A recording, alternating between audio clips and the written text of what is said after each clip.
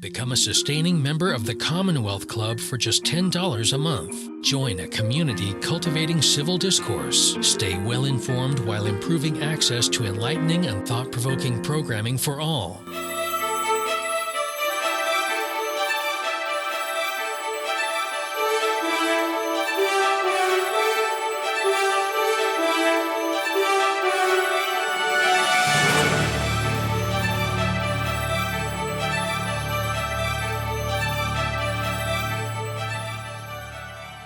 Hello and welcome to the Michelle Meow Show at the Commonwealth Club of California. I'm John Zipperer, the club's Vice President of Media and Editorial, and your co-host for today's program.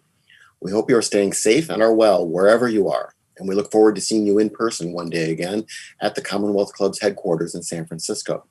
Until that happens, we are doing all of our programming online. This is the latest in more than 360 online programs the club has produced during the pandemic.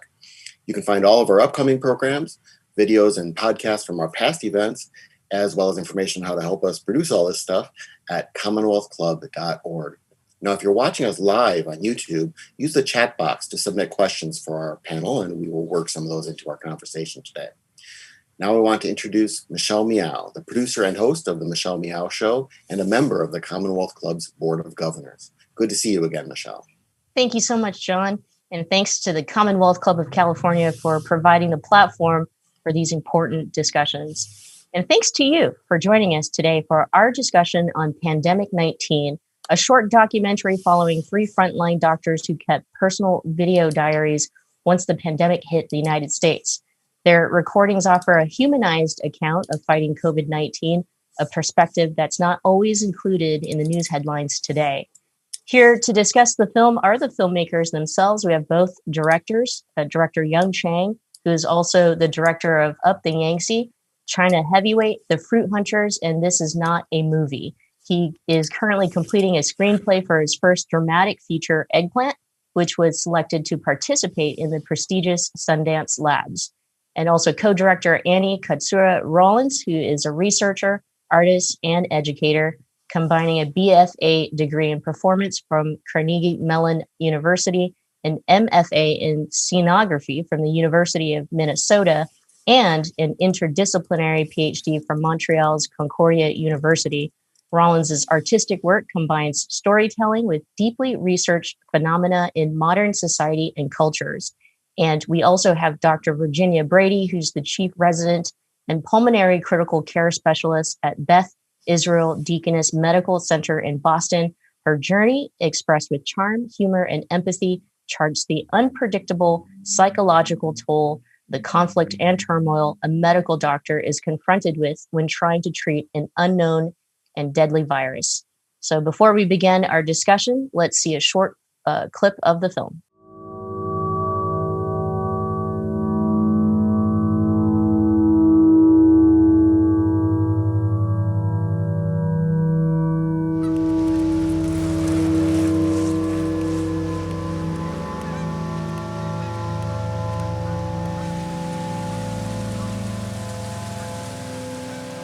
Interestingly enough, I didn't test a single person today for COVID, even though about half the patients I saw definitely had it. And that's because we're low on tests and none of them required admission or met the criteria that we look for. I just had my first death likely from COVID. With new visitor policies in the hospital, it's really, really difficult. You have to go to family and say your loved one has just died, but you cannot visit them right now. I think we sort of compartmentalize and shut off the terribleness of it and connect just enough, to have empathy when talking to the families. As things ramp up, events will change and it's going to feel much different in the emergency room. It's March 20th. It's April 30th. May 18th, Thursday, June 11th. There are so many unknowns. We don't know how bad it's going to be.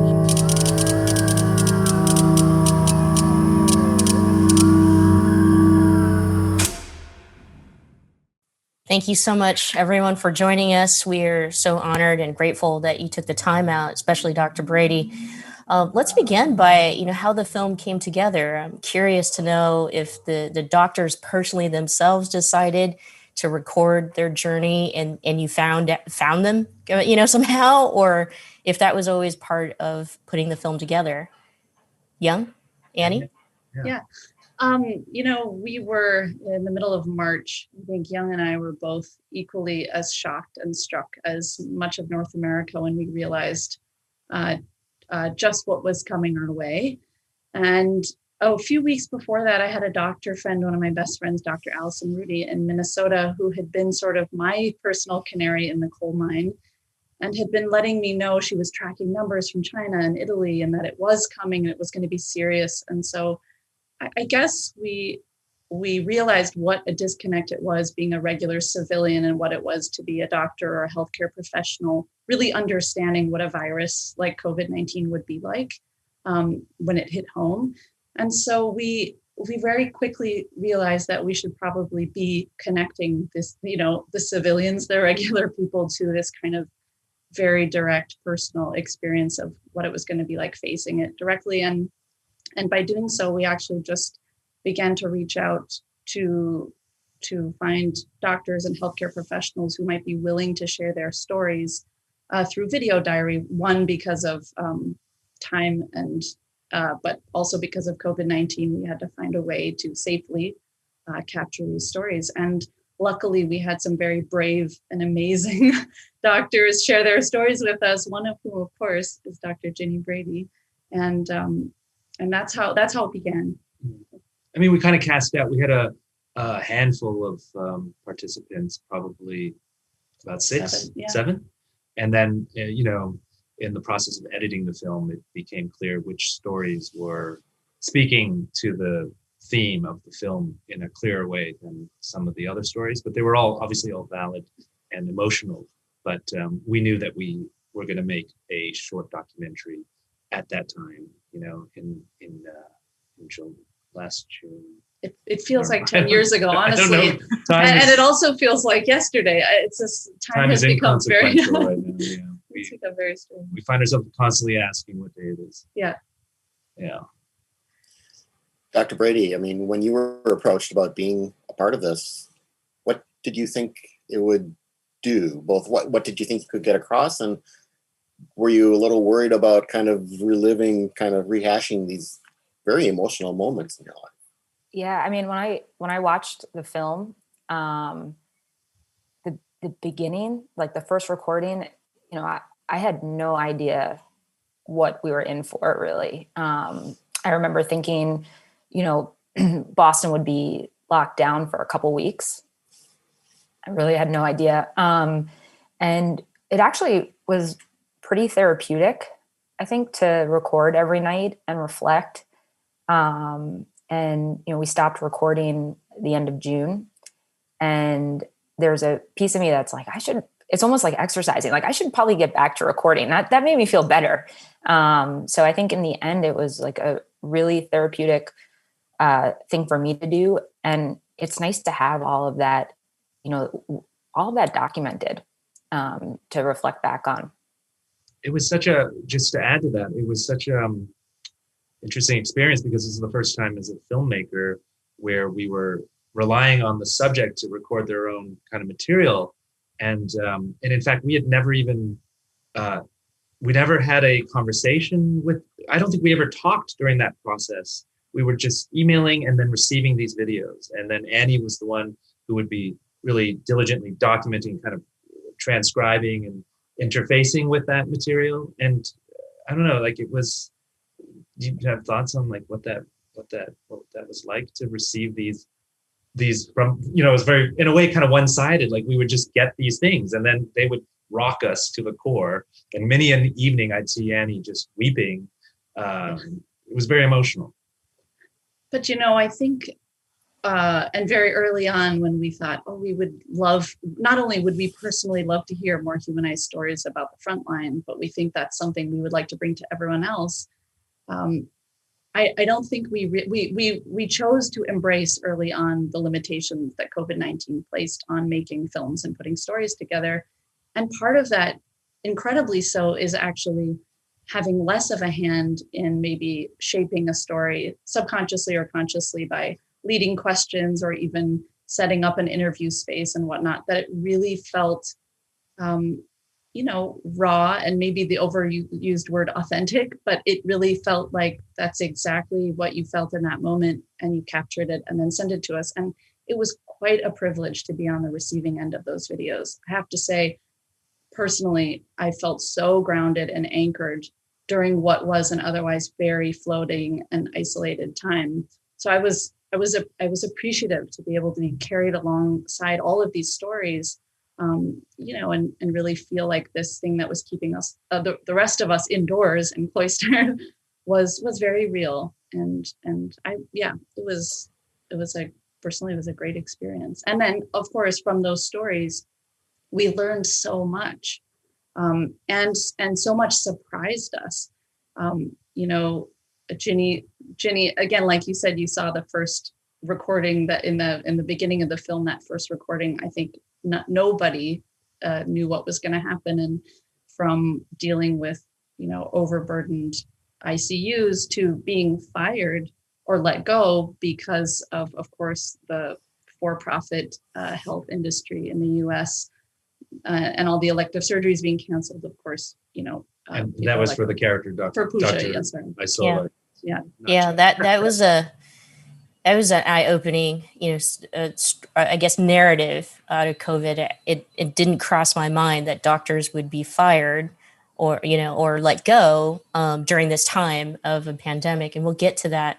But I wanted to ask my next question, actually. It's a great segue, Annie, because you had brought up, what was shocking and what you've learned. I don't know whose idea it was to add the ticker, every time like each month came, but when that the ticker, the count, as a viewer, you're watching this as you're adding up all the numbers of COVID infections, the total infections in the United States, and the deaths. I could feel myself. I know where this is going because we know where we're at today with the numbers. But are you shocked? Was it shocking? Kind of to look back at where you were when you ended the video diaries in June to be where we're at today. I mean, the numbers are what it is. It's over 20 million infected or known infections, and over 300,000 known deaths. And I know that number is counting. We can start with Dr. Brady. Yeah. I really had no idea, at the start that it would be something like this. We hear about coronavirus in medical school as something that causes the common cold. So coronavirus was familiar to me. Actually, when I watched the recordings, the final video in the beginning of this, the video diaries, I used the word coronavirus again and again and again because COVID-19 didn't exist. Like, isn't that crazy? Like that word wasn't coined yet. Like words that I didn't use a year ago, COVID-19, Zoom, Peloton, like all of these things have just become so common in our vocabulary now. So, I think we were all just so naive to this tsunami that was coming towards us. And we were just kind of standing on the shore, having no idea what was about to hit. And I can speak to the ticker, again, it's so much of what we wanted to do was to connect the sort of sensationalized headlines and some of the data that can be actually very distancing to, again, a very real and grounded experience. And we were also tracking the numbers, and to see them jump every day, I would go to ncovelive.syscom. I'm not exactly sure of the web address, and to see it jump each day, it was hard to remember where it was even the day before because the numbers had changed so much. So something about the ticker we realized as we were trying to show a chronology, and we thought that the dates in some ways didn't speak to time as much as actually the counts of infection and deaths were.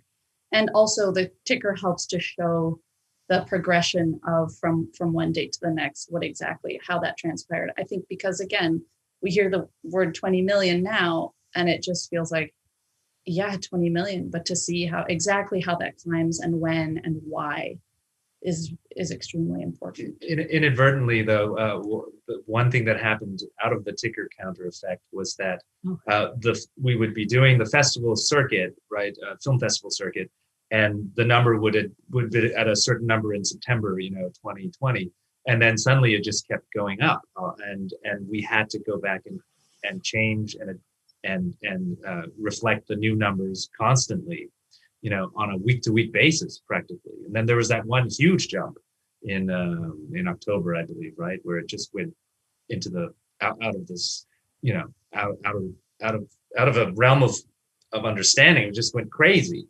And so I think this version currently that you're watching has the effect where we take away the dates and just cast the numbers forward. And unfortunately, I think they just keep going up. Dr. Brady, before we started our program, we were talking, and you mentioned about kind of how you first started hearing about this this disease and such from people in other countries and things. Could you talk a little bit more about that and what also, because as we non-medical people were kind of watching this start to unfold, we also saw, I think most people would agree on is a huge failure of public policy in this country. So that, we had the frontline doctors and nurses and reusing PPP or PPE and other things. What were you seeing? You said you kind of at the beginning, of course, you didn't know how bad this was going to get, but you knew something was coming. So talk a bit about that, if you would. Yeah, sure. So I think in the beginning, I remember sitting on my couch and a friend texted me and said, like, should I be worried about coronavirus? I'm a school teacher and I'm supposed to take a school trip to China in March. And I heard there's like this coronavirus there. And honestly, I mean, even, as healthcare professionals, we were as much in the dark as everyone else. Like I didn't have any insider knowledge at the time. And I was like, oh, it'll be fine, is what I told her. Clearly I was wrong. And we just had no idea. And I remember in the beginning, we had a phone call with some of the doctors from Wuhan and got an email from some doctors out in Seattle telling us, like, this is really bad. You guys need to be ready. And I remember, like, all of us on the call were kind of looking at each other like, is this really going to be bad? Do you guys think this is going to be bad? And from there, it just took off. And there was a ton of there definitely were missteps. Like in the beginning, we didn't have enough tests. That was, it seems like a million years ago, but we had patients, if we really thought they had COVID, we wouldn't test them because we had such limited tests. So we were testing the people who we were more uncertain about. And then we'd send a test out and it would take weeks to get back because it would go out to the Department of Public Health. So, and then the other thing we were doing in the hospital was we weren't wearing masks. We wore a mask into the room, but we'd come out of the room, take the mask off and be talking to each other and, sharing food in the break room, like things that now seem so out of this world. So we really, had no idea what was coming. We were warned and we were worried, but we really didn't have a good grasp on it until it hit. So yeah, it was, it was hard to be, people were looking to us as healthcare professionals for answers and asking us, how is it spread? How bad is it going to be? Why do some people get sick? Why do other people not get sick? And we had no answers. I remember we also had this call at one point as a group, in our critical care department, and we were just sharing anecdotes, stories that we had heard from other places. Oh, we heard in down south, they're putting like a sheet over the patients when they do CPR. Should we be doing that? Oh, we heard that, they're putting like clear boxes around people's heads when we intubate. Should we be doing this? And it was just trying to share information amongst the medical community as quickly and as safely and as evidence-based as possible. And that was really hard to do. This question, I think, can be asked a different way for Dr. Brady and then a different way for all of us, really, is just kind of, do we feel like we know more? Do we feel like we have a better I guess, control on this, or we know what we're doing? Michelle, it's Brady? it's a great question. Do we know more than we did then? And in some ways, yes. I think there's been some studies showing there are some medicines that work. Steroids seem to work for really sick patients. Remdesivir works somewhat. Masks, I think masks work. And I think, that we're actually haven't seen a ton of flu yet this year. And maybe that's because we're wearing masks. So we know more in some ways, but in other ways, I still, people get COVID and they're, in their 80s or 90s and they're okay and they have mild symptoms. And then someone in their 20s gets it and they're critical in the ICU and die. And, that we don't understand, like, why some people get so sick and other people have no symptoms. So that's still something that is mind blowing. And it's so hard to predict who's going to get really sick. We have some evidence, who's more at risk of getting sick, but that doesn't always play out. And then something else that's been really hard is, when people get a pneumonia, usually they're sick for a couple days. And then once they get better, they're on this clear trajectory to being better. And with COVID, we're seeing, people start to look like they're getting better, and I'll send them out of the ICU, and a couple days later, they're back. So there's something just very different about this. Young Annie, do you feel as normal citizens here, do you feel like you've learned, something, more, you got the hang of this to kind of keep yourself safe and healthy? Yeah, it's like little bits. There's the personal question, which is, do I know more? I do feel like I know more. There was the panic of that first. Do you remember that first month? Yeah, I just remember going to the grocery store and hand do you remember that? Just yeah, wiping everything down. We throw the bags out, and then I think those our knowledge there has come forward a little bit. Yeah, we feel sort of comfortable in that personal realm. But I have to say, what's actually been interesting for me for the last 8 or 9 months is this sort of social experiment of, Ginny's fighting that front line, which is like, how do you actually treat people who have COVID and get them better and treat them so that they heal and they survive and all those things. And what we've been sort of watching is this greater fallout of knowledge and dissemination and compliance, or, why do some countries respond in a certain why do some countries embrace we're all in it together, let's wear masks and try to protect each other, and why are some places or areas resistant to that idea? And where is everyone getting their information from, and how does that sort of unfold in the larger picture of things? I think that's something for me that I've been following, and I have to say I don't know if I know more about the human experience from the last 8 months. It's been really interesting to see the waves of how everyone's gone through this and what's happened. I think things will change very much in a week or so when policy does change and that top-down reform happens. I think things will be very different, and we'll learn even more then. Well, I want to get into that a bit more, of just the huge and growing spread of disinformation about coronavirus, about the very people who are trying to help people. And Dr. Brady, I'm sure we've all seen the stories of doctors and nurses saying they're trying to help someone who has coronavirus or is dying from the COVID virus, and literally the person does not believe they've got COVID. They think they think they and their families are struggling with the healthcare provider. Did you experience any of this in your work? Yeah. Well, I think, the politics surrounding COVID are unfortunate, and, wearing a mask shouldn't be political. And unfortunately it has been. I didn't have patients, usually when they get to me, they're sick enough that they believe they have COVID. But there's definitely misinformation about,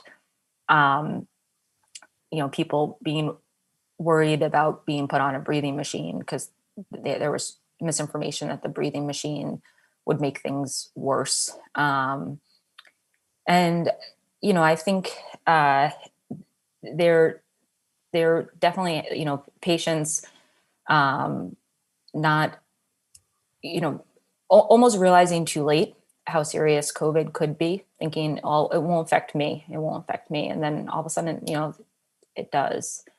So, yeah. I was going to say something else too. You asked me about misinformation. I forgot what I was going to say. I'll come back to it, but I'll let Annie and Young. I mean, I think something that is confusing for me is the civilian trying to navigate this lockdown. We're in Toronto right now, and there's been a state of emergency issued in the province of Ontario. For the second time 2 days ago. And so we're in a lockdown, which doesn't feel much different than our previous or our constant way of lockdown, which is we just don't leave and we buy groceries and we have social distanced outdoor gatherings, not gatherings, but a friend would come over and sit on our porch with us, but at a distance. But I think what I find myself having conversations with people is about, who is getting it, because in our circle here, we don't, in our friends, it just seems remote and hard to figure out. And I think there's a problem with contact tracing and the understanding of how essential workers who have to work are the ones who are the most vulnerable, and certain disenfranchised communities are the ones that are most vulnerable, and homelessness is a problem. And I think there is this disconnect there, and I think about that a little bit too. A lot actually. So. One of the sorry, I was going to say go ahead. You go, John. Well, I was just going to say, one of the other doctors early in this says at one point that with one exception, all of their patients so far with COVID have been non-Caucasian. He said he had one Caucasian patient, and the rest were, I think, mostly Hispanic. I believe when he was in New York, which, again, is talking about a lot of the folks who are likely to be both in positions where they need to go there in as well, but also, as we know, underserved in healthcare, underserved in we in fact had this discussion among our staff this morning where one of us was saying that she had found out that her mother and her husband, who are both in categories who can get vaccines now, and she said the information wasn't pushed out to her. She, however, is checking every day from the healthcare provider, so she found it. But if you don't have a healthcare provider, if you don't have internet access, or you don't know how to navigate all that stuff, it exacerbates again this demographic inequity that we've had fighting this. So I'm sorry, Dr. Brady. No, I was going to say, and just more. I've had in the past, few months, have families asked, for medicines that the president got, like, is my mom getting the medicine that the president got? And that's something we don't have at the hospital. So that also perpetuates this distrust that certain people are going to get certain medicines. And, there was that rumor that doctors were getting paid to diagnose people with COVID, which is completely outrageous. So, in a time when we really need people to trust the healthcare system, and now again with getting vaccinated, we need people to trust in our healthcare system and our science. There was a disharmony there. And isn't that so interesting? That's I think what's fascinating still is that COVID-19 has become this big litmus test for so many things that we knew were already a problem. Disinformation on the internet, sure. Access to healthcare and information and all of those things. But it just comes down because it's probably the issue that has united the globe. I can't imagine, certainly in my lifetime, I can't think of another time where we've all been going through the exact same thing at the exact same time. And so the disparity between right, who's getting what information when and how is so apparent. And I do remember in the beginning of this that there was some sort of inspired conversations about maybe this is a chance to pause and regroup and revise and draft a new way to move forward. I have to say, I haven't heard those conversations as of late. I don't know. I feel like we're all just mired under getting through and surviving right now, which is totally right. But I would hope that at some point when we have the bandwidth, we can use it as a time to say, let's like throw this part in the garbage and let's start on a new page. I don't know. I feel like we have to do that now. I don't know how much time we have left because it feels almost like we are at that tipping point in which we don't act fast enough. The repercussions of what COVID-19 has done to our lives around the world, those consequences in my mind can be dire. We're watching a short documentary featuring 3 frontline doctors whose lives, share their stories. We saw Dr. Brady be open and honest about the emotional and mental toll it had on her, and watching, her patients sick and dying. Dr. Brian Chang, who, at the beginning, upbeat, says, I'm going to go to New York. I want to learn more about this virus. This is a once in a lifetime thing. And then quickly, reality sets in. He's working over 80 hours a week, and same thing, witnessing, many people being sick without their family members. And then finally, Dr. Pooja Isola, who loses her job. That is frightening to me in a lot of ways. And when you lift the lid on what's wrong with some of our systems, but loses her job as an ER physician because the hospital was not making enough money off of elective procedures. To me, these are all signs leading to disaster if we don't change the way things have been going. But I'd like to hear from you, do you feel the same dire emergency panic I feel, Dr. Brady? Yeah, I think there are so many lessons to be learned from this pandemic, whether it's, disparities in healthcare, the way our healthcare system works in terms of, we at the start of the pandemic, when we're working like crazy, we got an email from the hospital saying, we're going to have to take away your retirement funds because, we're losing money, which is like, it was wild to me. I was like, how are we losing money? Like that we're so busy. But it was exactly, as Pooja like documented in her story, the elective surgeries went down and therefore profit went down. So I think the pandemic just kind of pulled the curtain back on a ton of things that we need to work on. And I think they were glaring to see. And I do think that I don't know how we're going to fix all these problems, but at least they were highlighted. And I think everybody who was working in the hospitals and anyone who was paying attention could clearly see it. Young Annie, anything you want to add to that? I feel it's so dire. But I also feel, again, because we're strangely isolated in our own homes, I feel more helpless than ever in some ways, which is why I'm grateful to have been able to make Pandemic 19 with Ginny, Brian, and Pooja, and the other doctors and Young.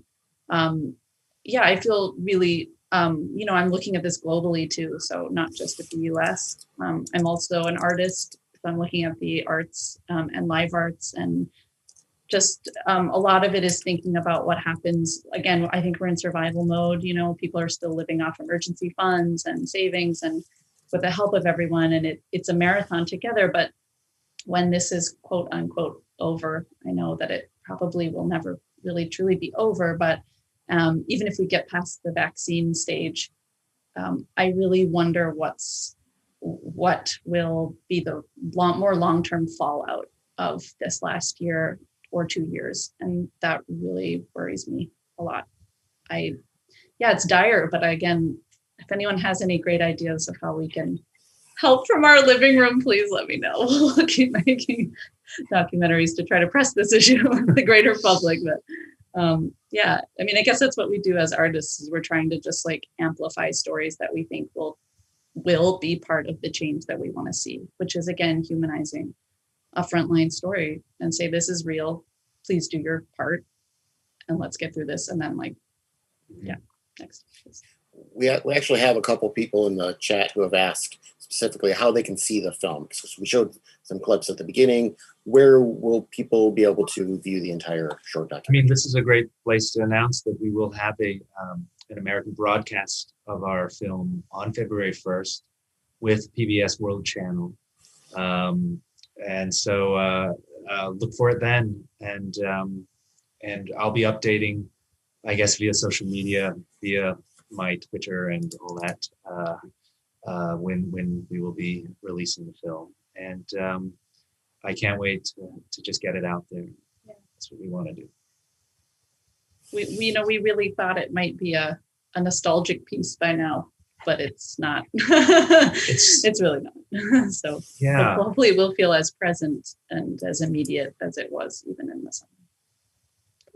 Yeah. Can we take a little bit of the program to talk about mental health? I just, aside from the virus itself and what it's doing to our family members, our friends, our community, physically, what is it doing to us and as far as our mental health?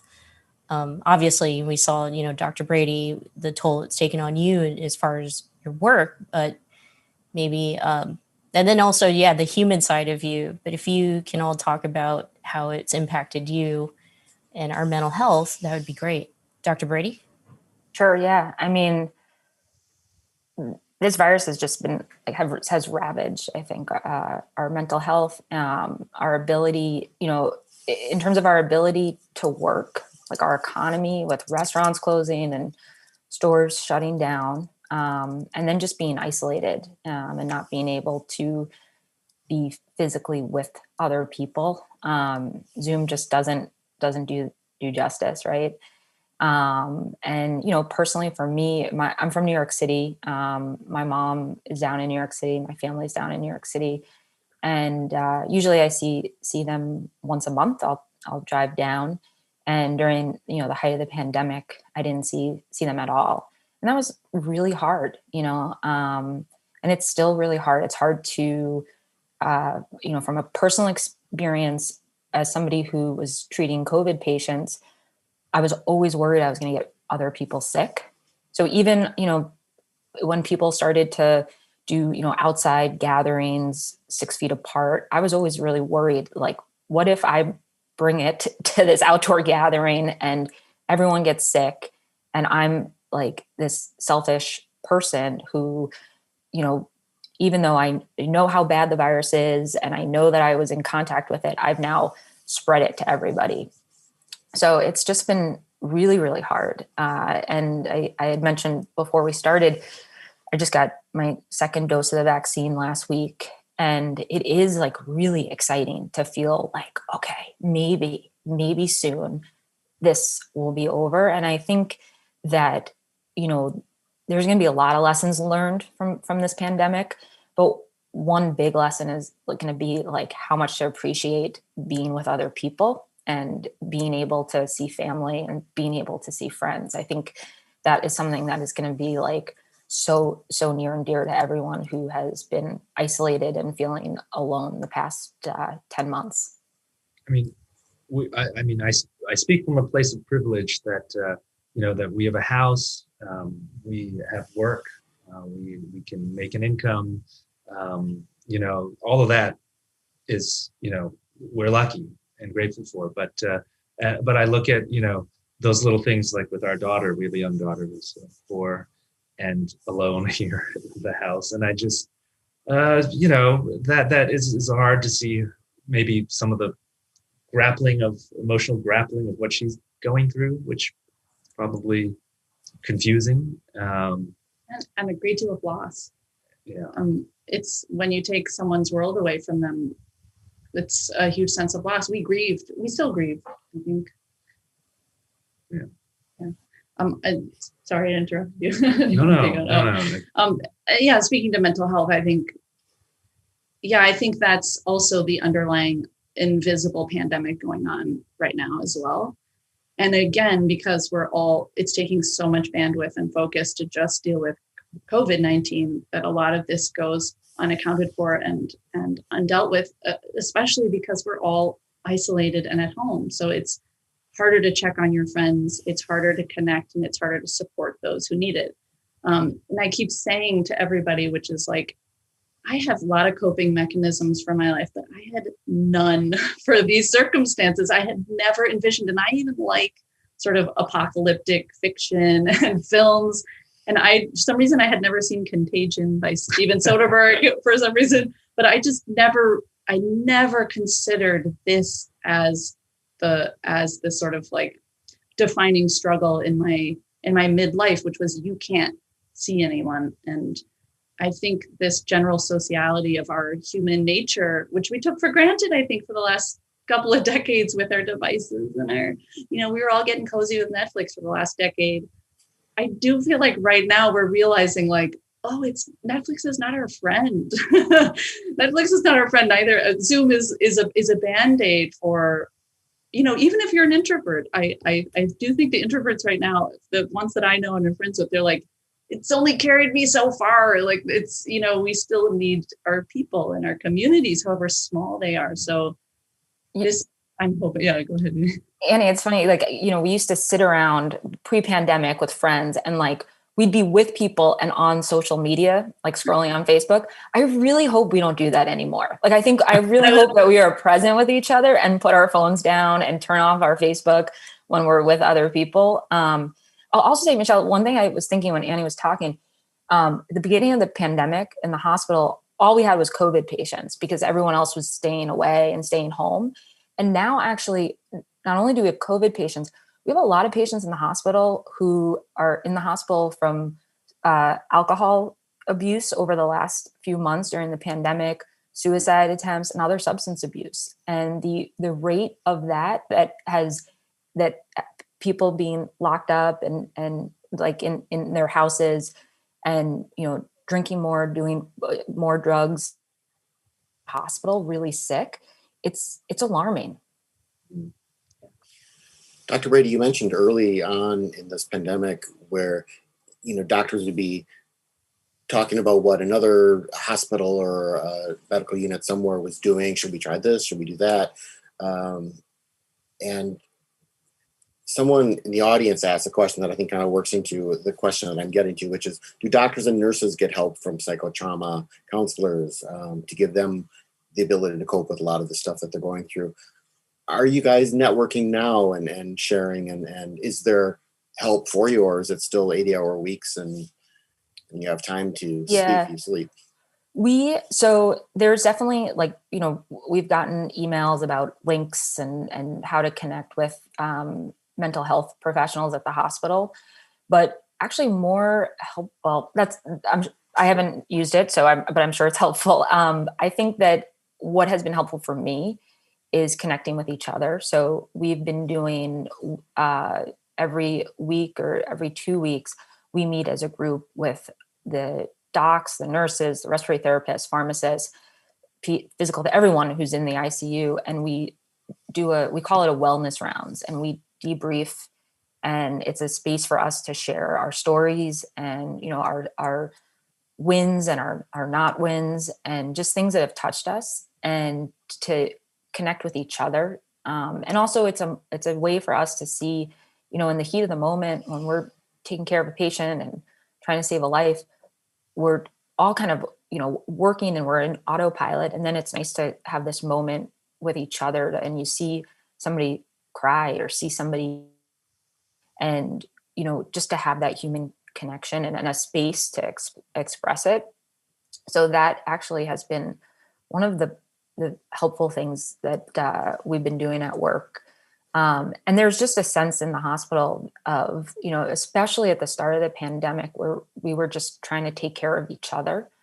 And, it really wasn't unusual to see somebody like crying in the hallway after a shift and, just trying to lean into each other and take care of each other and make sure that we we were united in keeping each other safe and healthy while trying to take care of our patients. Young, any thoughts or plans, or to keep the recordings going? It's a short documentary, and you had mentioned that the recordings had ended in June. Curious to know if there are plans to expand, or maybe short series or short documentary series of something like that. It's a great idea, and we did talk about it at one point. Why did we not? What? Speaking of naive, we thought it would be over. We were like, let's just do the first wave, and then right again, we thought, come out in fall right before the election, and then, I think again there was some suspicion somewhere, like maybe we should keep this like a long-term project, but it again, we didn't know enough, and we felt pressed to get it out, seeing what was happening in the US specifically with policy failure and leadership. That was the urgency. That we felt like we should get it out before the election. And I should mention, but, I mean, we were, the film was funded by the Center for Asian American Media in San Francisco, and we're so lucky that they came in and said, "Oh, we see that this is important. We do want to get it out." And that, I think that was what was the rallying cry for us, was just to, we wanted to get it out by June if we could have, but obviously we didn't. We knew that the story had to continue, and then so we aimed for that pre-election kind of idea for the movie, and that's why I think. Yeah. But yeah, it doesn't mean that. But we wish? Yeah, in some ways, I wish there was like the short doc and then the series in some ways that kept following, because I think I am also craving these diaries in a personal way. I would love to know what's happening and how the roller coaster has continued. And I don't, Pooja's not here to speak to her experience, but she's now working in telehealth, which is, I think, again, when we speak of, how is this all going to play out, that's a whole nother conversation. And yeah, it's something that it would be interesting to follow. And Ginny, I know you're dealing with waves and you're just. Well, it's in so many people, like, I cannot tell you how many people ask me, how's work? It must be crazy. How's work? And my answer always is like, yeah, it's bananas. And it's really hard to capture what work is like. And I think your film really did justice to give a story to that answer of how's work. You just say, did you watch my short doc?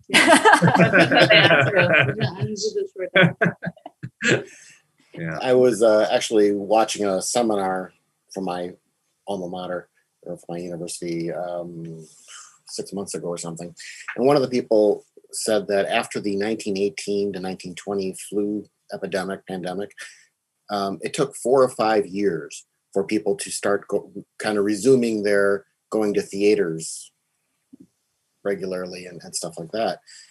So very slow rebounding, kind of like normal life. I think this time there's a lot of hope being pinned on, more advanced knowledge of how diseases work. And of course, this is where I'm really going with all this, vaccinations.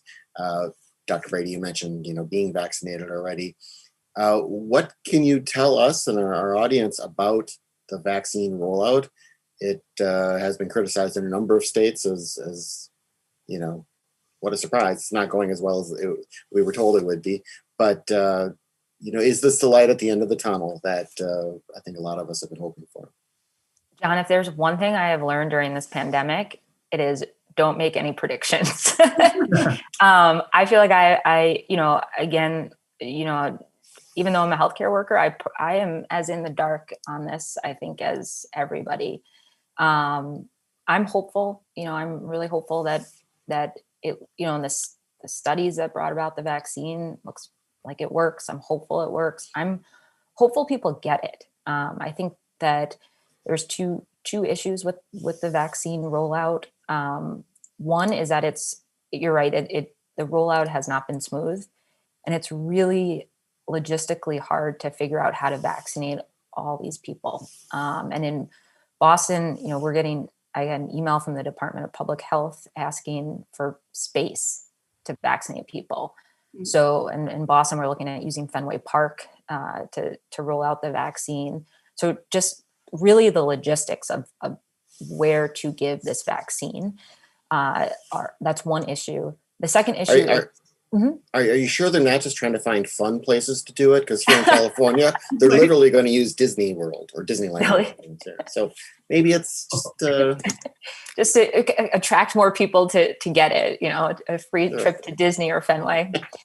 The second thing that's concerning is there's, I think a lot of healthcare providers are really excited to get the vaccine and signing up.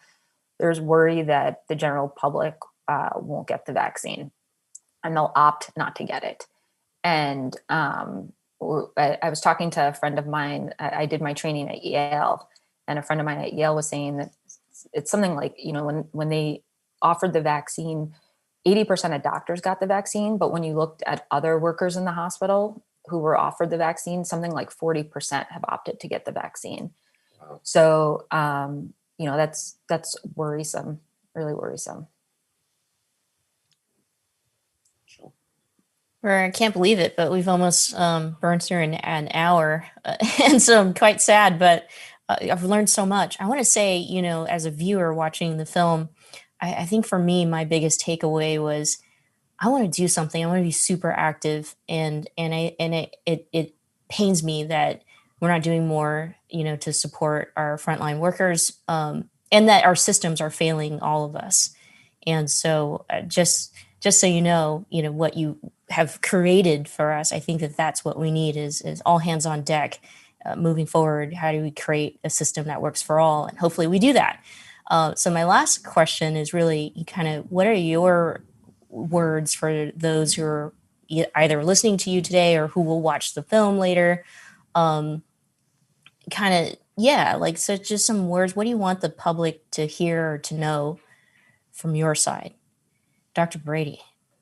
It's a hard question. I think there are concrete things I can say, like get vaccinated, wear a mask. But I think something that struck me during the pandemic is I just wish we could all sometimes take a step back and be a little bit kinder to each other and a little bit more understanding of where people are coming from. I think that really seemed to shine through at the start of the pandemic. I'm from New York City, and it almost felt like a post 9/11 feel in the hospital around Boston. And I think even in our country at one point, of coming together and supporting each other and seeing each other as other humans. And that has really eroded the last 9 months.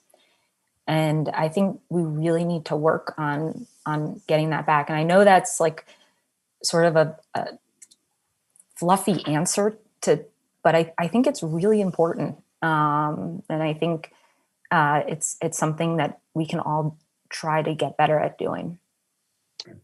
Yeah, I like that fluffy answer actually, and I want to echo it a little because I like the idea of the wellness check that you do, and I think that's what we need. We need to do the wellness check in our little circles to make sure we're all okay.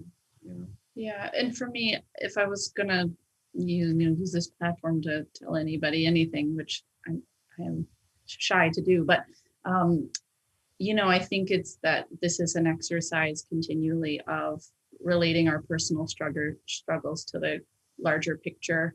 And when we feel it's too much to either abide by the rules or wear a mask or get vaccinated, to just, again, try do that exercise of rehumanizing the whole picture and to remember, look at those ticker numbers and remember that those are humans and not digits. And that, this is a web of connection and we are all in this together. And wear a mask. And I'm excited to get vaccinated and share that excitement. I'm going to share that excitement with everybody I know. I thought it was interesting that, several living past presidents have said they will get vaccinated and they'll do it on camera. And I I'd like to see that just be a viral thing that everyone does, when they're put that selfie out. That's a powerful selfie. Yeah. There's one of the things I loved about this film and the doctors who participated in it is there's often this stereotype of doctors that they can be remote and not sensitive to their patients' feelings, right? I mean, it's a trope you see in movies and TV all the time. But the doctors in this short documentary are just so open about their feelings for the patients, as well as the emotional toll it's taking on them. And you did not know I was going here, but you said we could ask you anything, and we learned something about Dr. Brady's other career path that she once thought about. And since we're breaking down stereotypes, Dr. Brady, what was your alternative to medicine? So when I finished college, I really wanted to be a stand-up comic. And my parents were sort of beside themselves after paying for 4 years of private college. But that was my lofty goal. And clearly I wasn't too funny. I'm now a critical care doctor. Judy, I feel like you could combine the two careers, and your bedside manner could have a few more punchlines. That's true. Like, what's the deal with endotracheal tubes? But there's countless videos that you sent to us that we didn't include. We had to edit the film, and you are always the humor in some of the videos is excellent. When it comes across, it's so funny. And if you included it could have been my 50th, my big break. I've been waiting. Yeah, that great story. So we did cut a clip out, the one about the flat tire, which I thought was we really kept it till the end, and then we had to lose it for the edit. But it's I don't know if you want to. You should tell everyone. I'm not sure. Is this when I was driving home and I had the flat tire. You had to call.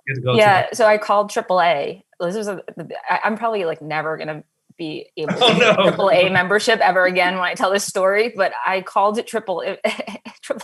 By the way, you were working overnights. You were working just hours. It was night. It was I was insane.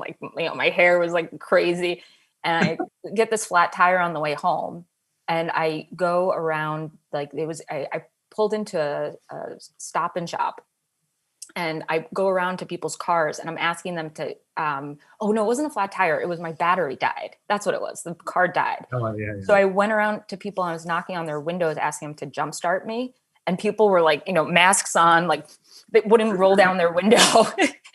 And then I called AAA, and the first thing they asked on the AAA thing was have you or anyone come in contact with anyone with coronavirus? And I was in my scrubs, had just left the hospital. I was no. But I needed a jump. You needed a boost. Yeah. How else? Yeah, it's right. That's that. But I think we've all been in that scenario where people were I think I might, I was at the grocery store. Did I touch my face after I touched the thing? Do I have it? I want to thank you all so much for your time and joining us at the Commonwealth Club, and also for Pandemic 19. So I know we're all excited, especially those who tuned in and really want to know how they can watch the short documentary. So young Annie, again, when can we start watching and where? So our American broadcast February 1st on World Channel. That's PBS World Channel. And then other places too coming up. I think the best way to check in is through the Facebook page, Pandemic 19 short doc. I think it's Pandemic. You'll find it, Pandemic 19. And then I'm and social media. I'm at Young Films on Twitter and Instagram. Awesome. And Dr. Brady, from the bottom of our hearts, thank you so much, for all that you do in keeping and trying to keep us safe and healthy. And also, again, for being here and burning 1 hour when you can be doing something else. And thank you for joining us here today. John, we'll have you do the last words. I want to thank everyone again, and of course, lead you to commonwealthclub.org to find out all of our additional programs. We have programs on COVID. We have programs on authors, scientists, politicians, and we hope you'll join us online until it's safe again to gather at the Commonwealth Club in person. So thank you, everyone. Have a safe and happy rest of your week. Thank you so much. Thank you, Michelle and John. Thank you for having us. Thanks, Ginny. Thanks, Thank you. Jen.